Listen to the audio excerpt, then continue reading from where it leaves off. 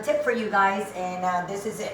When cooking your rice, when you're going to turn it, okay, you cook it for what, 7-10 minutes on low, and when you're gonna turn it, take your lid off, take your spoon. I'm gonna go this way, backwards from clockwise, because I'm left-handed, but if you're right-handed, you'll be going clockwise with your hand.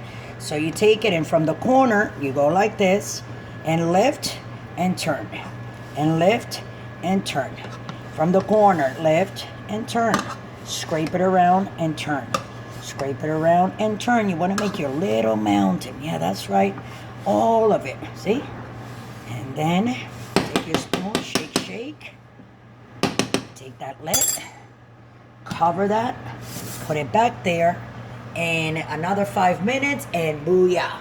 So I hope that serves for you guys, and you guys can make something out of it, or like, you know what I'm saying? You can like learn how to do it differently.